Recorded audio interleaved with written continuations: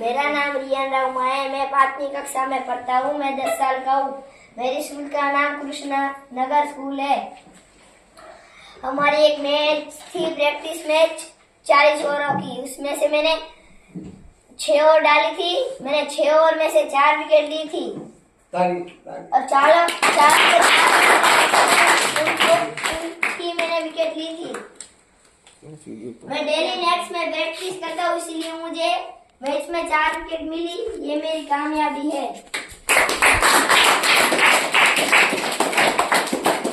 જો ડેલી સોમવારથી શનિવાર બરોબર પ્રેક્ટિસમાં પણ સારો હોય છે બરોબર ડેલીનો એફર્ટ એ એફર્ટ આપણે જ્યારે રવિવારની પ્રેક્ટિસ મેચમાં જોઈ ત્યારે આપણને ખબર પડે કે આપણો કેવો એફર્ટ રહેશે। સોમવારથી શનિવાર સુધી તો આપણને ખાલી એમ જ લાગે છે કે આપણે ખાલી ટાઈમ પાસ જ કરી છીએ બરોબર। તો એ ટાઈમ પાસ જ્યારે આપણી પ્રેક્ટિસ મેચ આવે ને ત્યારે જોવામાં આવે છે કે તમે ટાઈમ પાસ કર્યો છે કે મહેનત કરી છે। એ મહેનત જેને કરેલો એ રવિવારે દેખાઈ આવે છે।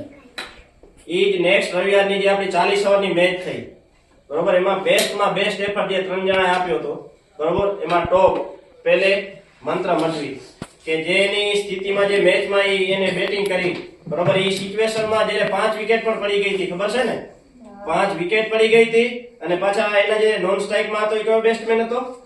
રિજવાન દિવાન બરોબર, એટલે એ બોલર બેસ્ટમેન નહીં। તે છતાં આને સારી એફર્ટ દઈને એની ટીમને રન બનાવી આપ્યા અને એ ટીમને વિજય અપાવી અને આખી મેચમાં એફર્ટ જોવામાં આવી। હરેક દડા ઉપર જ્યારે આપણી આગળની જે રવિવારની એફર્ટ જોવામાં આવી ને એના કરતા આ રવિવારનો એનો માઇન્ડ સેટ જે જોયો ને એ બેસ્ટ હતો। એને એક એક દડાની કિંમત થઈ। આપણે હરેક દડામાં જે ઈ બોલતો હતો કે ભાઈ તમ તારે આપણે આ દડામાં આમ કરવાનું છે, આમ કરવાનું છે, મહેનત કરજો નકર આપણે મેચ હારી જશું। એને મેચ આખી એના ઉપર લીધી। ત્યારે એમ થયો કે ના ભાઈ આ પ્લેયરમાં જુનૂન ને જોશ જોવા મળ્યો આજ પ્રેક્ટિસ મેચમાં। ઇનિંગ મેચ કહેવાય। હા, એ કાબિલે તારીફ એની ઇનિંગ હતી। અને એના પછી બીજા નંબરમાં રિયાન રાવમાં એને જે બેસ્ટ બોલિંગનો સ્પેલ નાખ્યો બરોબર ને, નવા દડાથી બોલિંગ નાખવી અને આ તો જ એને આલો એટલો સમય પણ નથી લીધો પ્રેક્ટિસમાં, પણ જે એને બોલિંગ નાખી છે ને કાબિલે તારીફ। કેમ કે જે એના દડા પડ્યા બરોબર, એના સામે બેસ્ટમેન હતા એ બેસ્ટ હતા બધા। કેમ કે એ બેસ્ટમેને એક સેન્ચુરી મારેલ છે, અમુકે 50 મારેલ છે, અમુક સારા એફર્ટ આપેલ છે।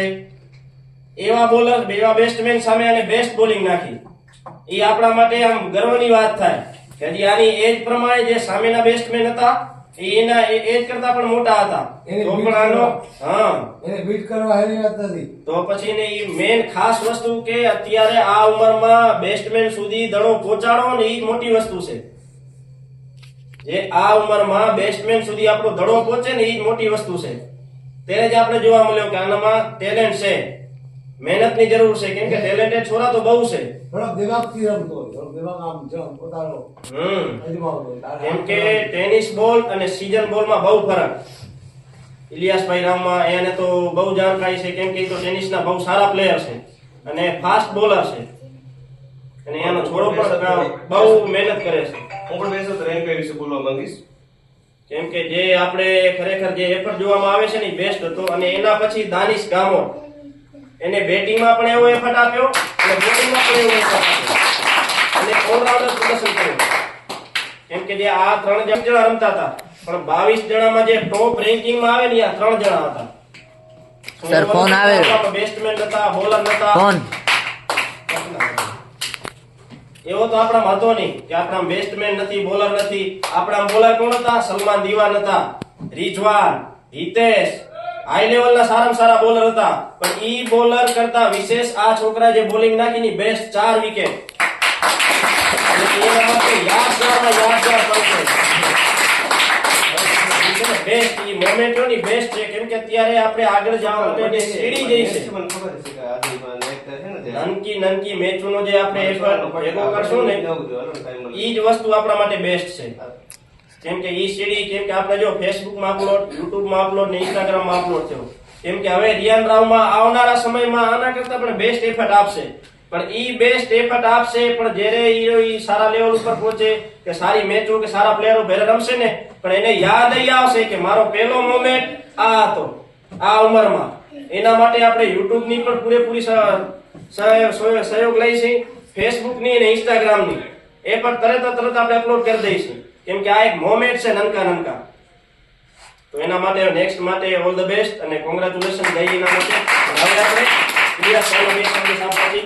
ઇલિયાસભાઈ રાવમાં આપણા સારામાં સારા ક્રિકેટર છે, ફાસ્ટ બોલર પણ છે જાય અને એના છોરા વિશે, મંત્ર વિશે અને નેક્સ્ટ મેચ સર, હજી ફોન આવે. ચર્ચા કરશે. પહેલી વાર ક્રિકેટની શરૂઆત કરી હતી રમવાની મારા પોતાના જીવનમાં. ત્યારે હું બી એક નાનો બાળક હતો, મતલબ તમારી જેમ. અને અમે ઇન્ડિયા પાકિસ્તાનની મેચો જોતા એ ટાઈમે. MS ધોની નવો આવ્યો હતો, ઇરફાન પઠાણ, યુસુફ પઠાણ, બધા નવા યંગ આવ્યા હતા. એ ટાઈમે અમે ક્રિકેટની મેચો જોતા. અમે લોકો ટેનિસથી જ રમતા. અમે લોકો એમ જ સમજતા કે આ જે આપણે ટેનિસ બોલથી રમીએ છીએ, આ ઇરફાન પઠાણ ને યુસુફ પઠાણ બી ટેનિસથી જ રમે છે. આ તો તમે લોકો તો એક સારું એવું પ્લેટફોર્મ આપ્યું છે રહીમભાઈએ અને ચેમ્પિયન એકેડમીએ તમારા લોકોને, કે આટલી નાની ઉંમરમાં તમારા લોકો બધું સમજી ગયા કે આ સિઝન અલગ વસ્તુ છે અને ટેનિસ અલગ વસ્તુ છે. અમે તો લોકોને તો સમજવામાં પણ બહુ ટાઈમ લાગી ગયો હતો કે ટેનિસનો દડો, લેધરનો બોલ આખો અલગ આવે, અંદર લાકડું આવે અને એની પીચ બી અલગ આવે. અમે લોકો એમ જ સમજતા કે અમારા માટે બધું સરખું હતું, એક સરખું, કે ટેનિસ એ જ વસ્તુ છે ને સિઝન એ જ વસ્તુ છે. પણ અમને પછી ખબર પડી.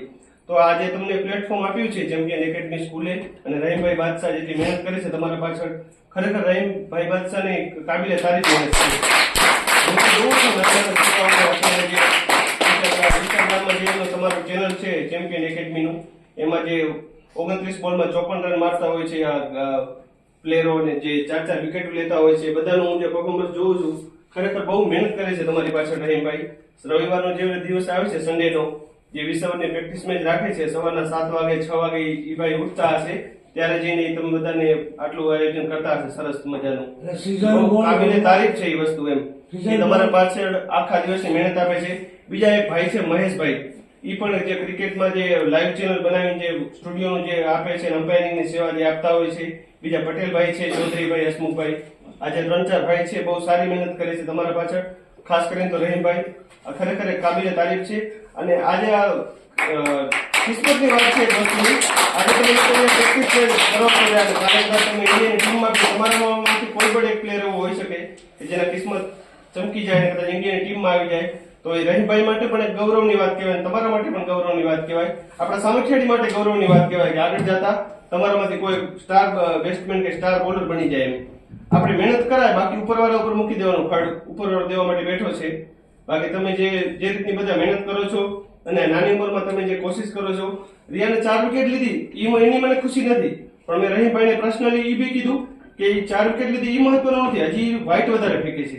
એના પાછળ તમે એ મહેનત કરો કે એક ઓવરમાં 6 બોલ ફેંકે તો 6 બોલમાં ઓવર ખતમ થઈ જવી જોઈએ.